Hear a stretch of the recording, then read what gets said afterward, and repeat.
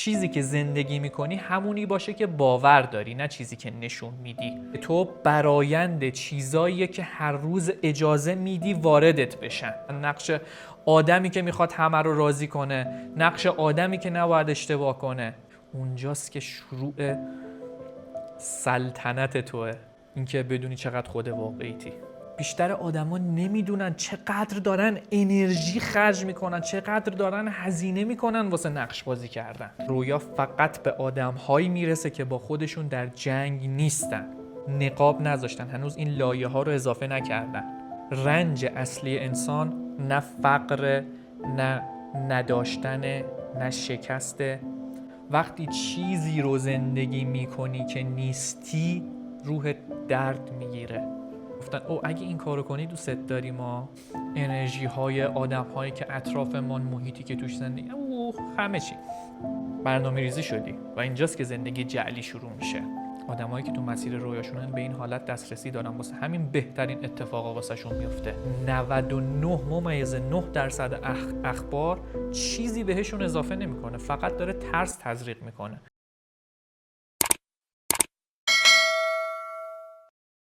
سلام و عرض ادب و احترام. خیلی خوشحالم که لطف خدا شامل حالم شد که بتونم ادامه اپیزود قبلی رو ضبط کنم. اپیزود قبلی راجع به این بود که ویژگی آدم‌هایی که تو مسیر رسیدن به رویاهاشونن چه شکلیه. 4 تا ویژگی گفتیم و الان میریم سراغ ویژگی 5. آدم‌هایی که تو مسیر رویاشونن، حرف دیگران واسهشون مهم نیست. یکی از سنگین ترین زنجیرهایی که به پای آدم‌ها بسته شده، نه فقر، نه ندونستن، نه شرایط، هیچ کدوم اینا نیست. نظر مردمه. آدم‌های زیادی هستن که از نظر توان، لیاقت، استعداد میتونن یه زندگی فوق‌العاده داشته باشن، زندگی سرشار از عشق، سرشار از محبت، سرشار از فراوانی، اما ندارن. چرا؟ چون هنوز دارن با نظر بقیه زندگی میکنن. آدمایی که تو مسیر رویاشونن یه جای این زنجیر رو باز میکنن.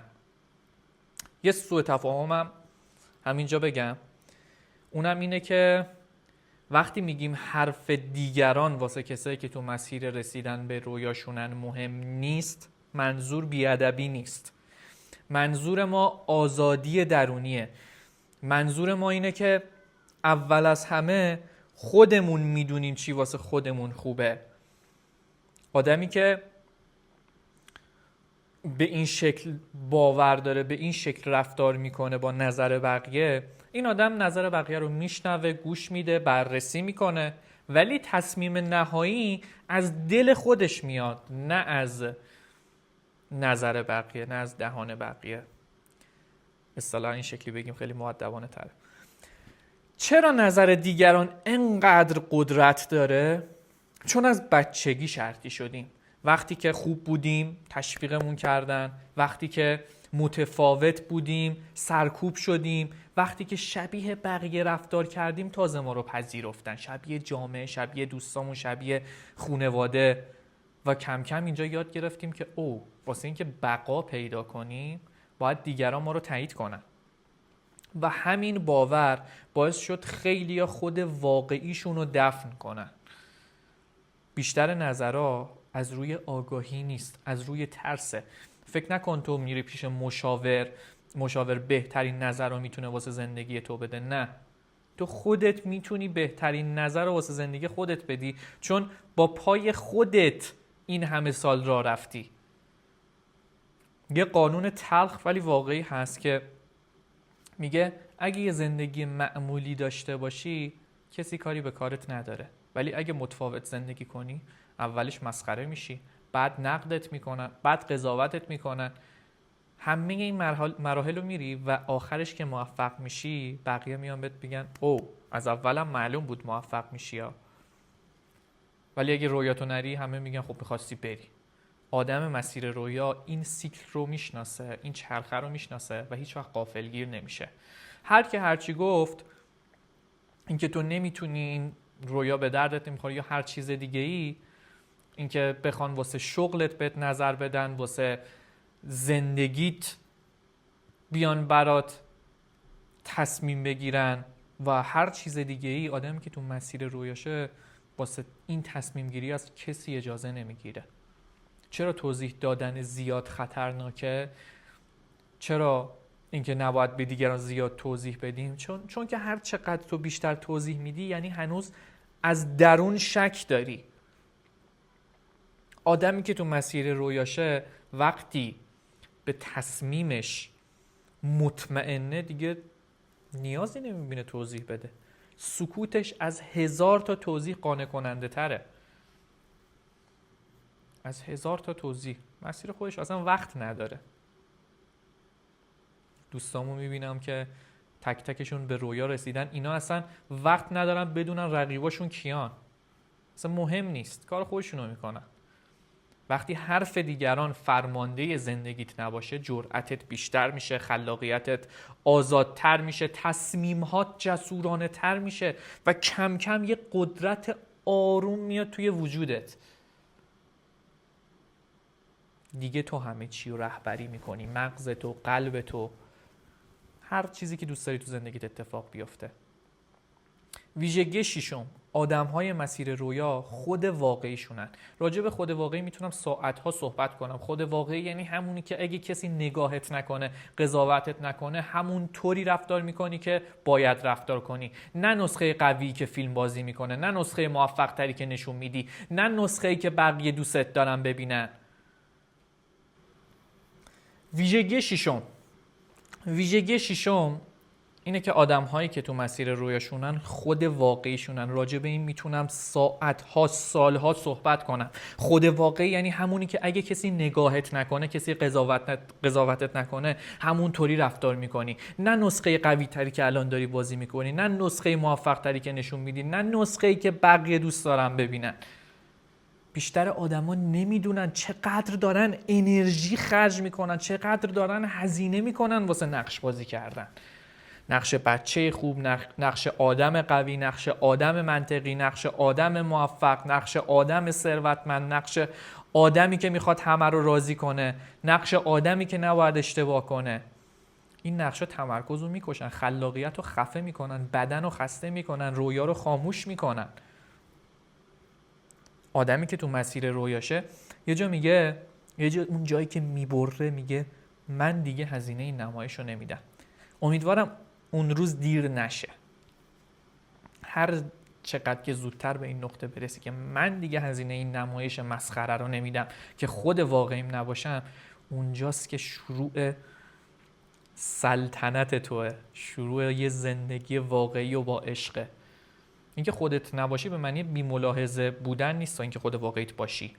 به معنی آسیب زدن نیست، به معنی هر چی که دلم بخواد بگم نیست، هر کاری بخوام بکنم نیست.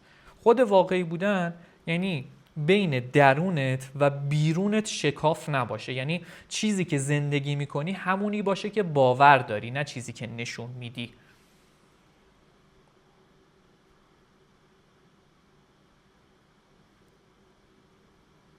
و بدن همیشه زودتر از ذهن میفهمه که تو خودت نیستی.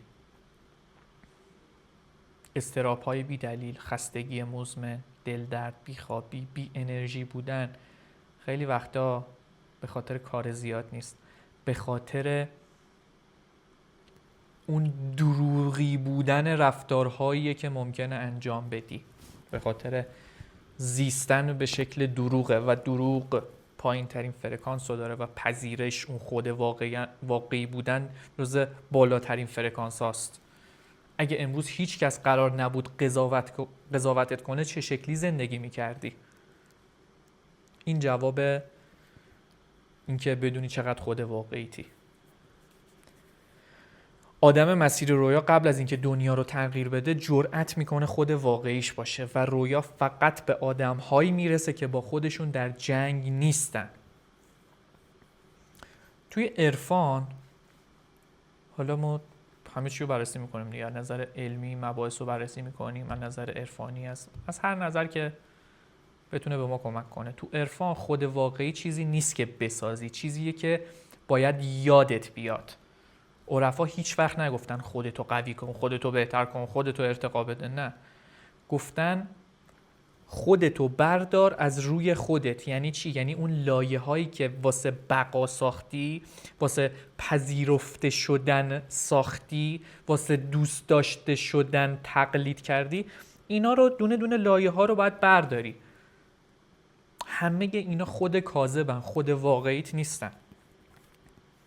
مثال کودک رو زیاد میزنم، بچه ها رو نگاه کن، خود واقعیشونن، بازی میکنن، دعوا میکنن، یه دقیقه میخندن، یه دقیقه گریه میکنن. خود واقع هنوز نقاب نذاشتن، هنوز این لایه ها رو اضافه نکردن.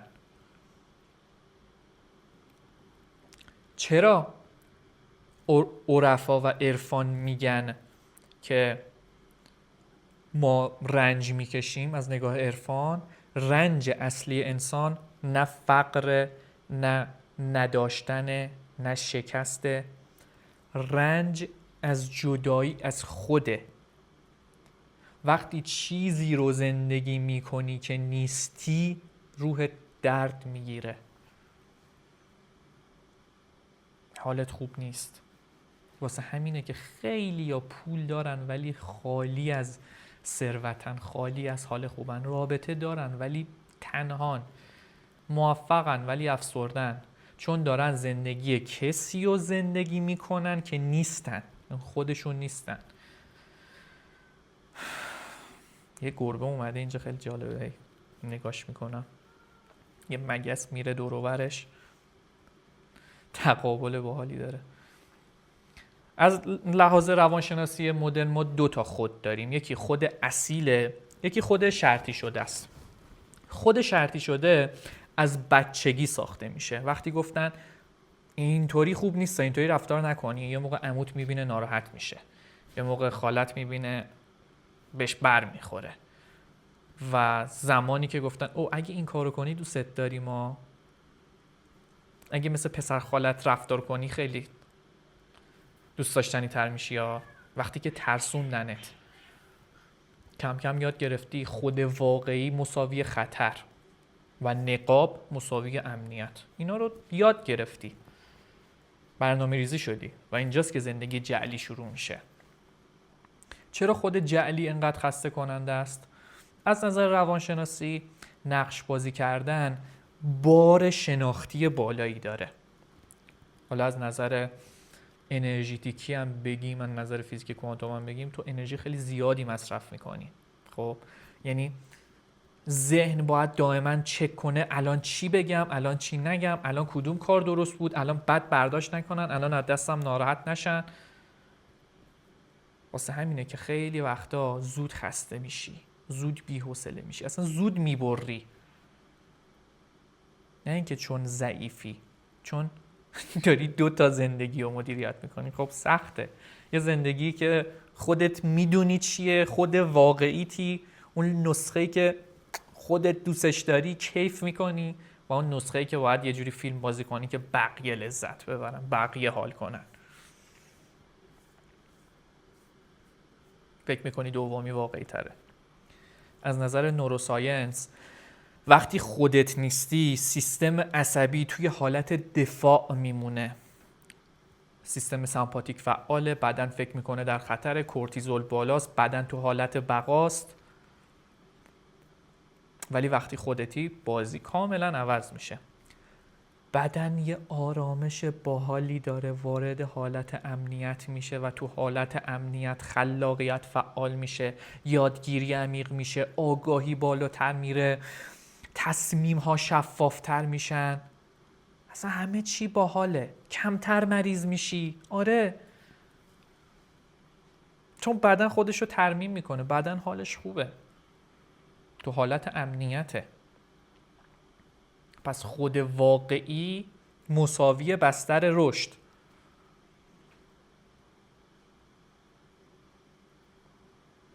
الهام، چرا اصلا وقتی خودمونیم الهام میاد؟ الهام چیز فرازمینی نیست، یعنی چیزهایی که به نفع تو وارد ذهنت میشه. زمانی میاد که ذهن تحت فشار نباشه. الهام تو بدن امن میاد. واسه همینه که ما وقتی تو تنهاییم، یعنی توی تنهایی سالمیم، الهام میاد. تو لحظه های رهایی هستیم، حالمون عمیقاً با خودمون خوبه، یهو یه سری چیزایی میاد تو ذهنمون که انجام میدیم و لذت میبریم و میفهمیم که مسیر زندگیمونه. ولی وقتی داریم نقش بازی میکنیم، داریم خودمون رو کنترل میکنیم، داریم میترسیم، از الهام هم خبری نیست. آدمایی که تو مسیر رویاشونن به این حالت دسترسی دارن، واسه همین بهترین اتفاقا واسهشون میفته و این اتفاقا شانسی نیست. جهان دست به دست هم میده تو آدمی که به آدمی که دنبال رویاشه، نه واسه آدمی که دنبال بهتر شدن نقاباشه. جهان حمایت میکنه از آدمایی که نقاب‌هاشون رو برمیدارن و وقتی نقاب‌ها میفته مسیر خودش باز میشه. مسیر خودش باز میشه خیلی راحت. یه حقیقت ساده و تکون دهنده هم اینجا وجود داره، اونم اینه: زندگی تو برآیند چیزاییه که هر روز اجازه میدی واردت بشن. ورودیات، این ویژگی بعدیه. باید حواست به ورودیات باشه، نه چیزایی که آرزو میکنی، نه چیزایی که میگی میخوای. چیزایی که واردت میشن رویات رو مشخص میکنن. آدمایی که تو مسیر رویاشونن خیلی خوب اینو میفهمن. ورودی یعنی چی؟ ورودی که فقط غذا نیست.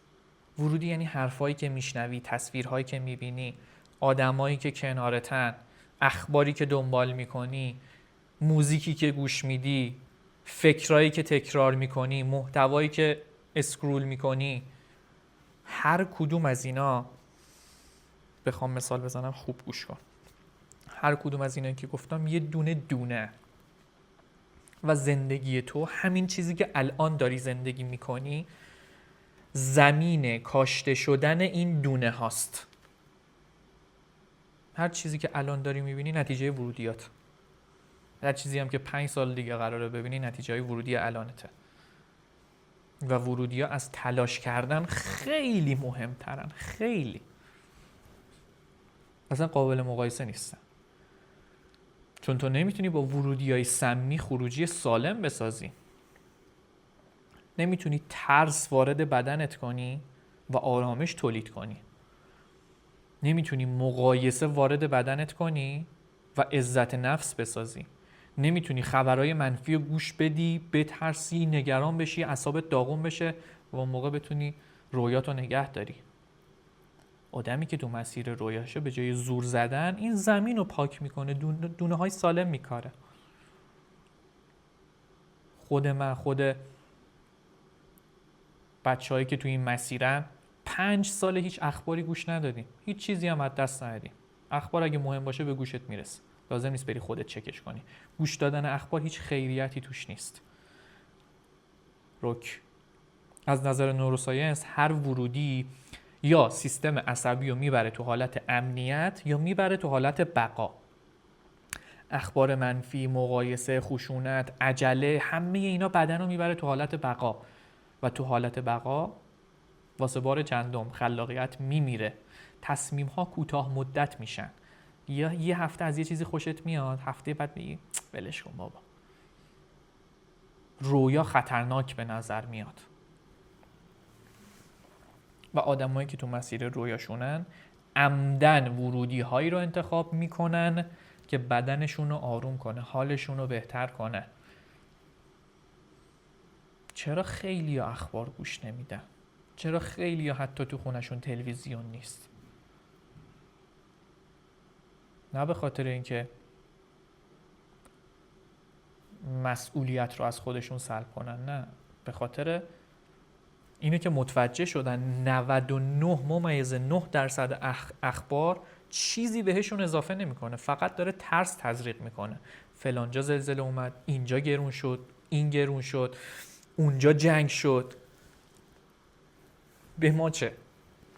واقعا کمکی از دستمون برمیاد وقتی که داره یه سیل میاد، یه جنگی انجام میشه؟ اگه کمکی از دستمون برمیاد که بریم انجام بدیم، دممون هم گرم، وظیفمونه. ولی اگه واقعا کمکی از دستمون بر نمیاد، چه کاریه؟ به رشد آگاهیمون کمک کنیم. مورد بعدی، فکرها، هر فکری که ما تکرار میکنیم تبدیل میشه به باور. این شخصیت ما رو میسازه و شخصیت ما باعث میشه که زودتر به رویامون برسیم. اون شخصیت باعث میشه که ما تو مسیر رویای خودمون قرار بگیریم. آدمی که تو مسیر رویاشه قبل از اینکه زندگیشو عوض کنه افکارشو عوض میکنه. وقتی افکار عوض میشن، باورها عوض میشن، مسیر خودش بهتر میشه. اصلا خود به خود میبینی که همه چی داره دست به دست میده، دست به دست هم میده تا تو رو کمک بکنه که به رویاهات برسی. حالا بعداً راجع به ورودی ها خیلی صحبت میکنیم. مبحثیه که چه میدونم توی 1 ماه ممکنه حتی راجبش مطلب باشه، راجب ورودی های بدن.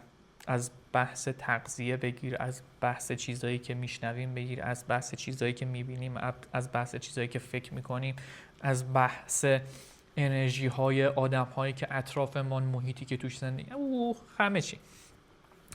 ولی در کل بگم که چند تا ویژگی شد، فکر کنم 6-7 تا ویژگی شد. خیلی ممنونم که تا اینجای اپیزودو گوش دادی، تا آخر با هم موندی. امیدوارم روز به روز هم آگاهی من، هم آگاهی شما، آگاهی جمعی روز به روز بره بالاتر، زندگیمون خیلی باحال‌تر بشه، همونطوری که تا الان شده. زودتر به رویاهامون برسیم، با آرامش زندگی کنیم، جوری زندگی کنیم که هر لحظه ممکنه که نمیدونم بگم یا نه، هر روزی که زندگی میکنیم ممکنه روز آخرمون باشه، ولی کیف کنیم، لذت ببریم از تک تک روزامون. یه جمله‌ای هست که میگه شاید این زندگی یک بار کافی نباشه واسه تجربه چیزایی که دوست داری، ولی اگه درست زندگی کنی همین 1 بار کافیه. تا آگاهی‌های بعدی، فعلا خدا نگهدار.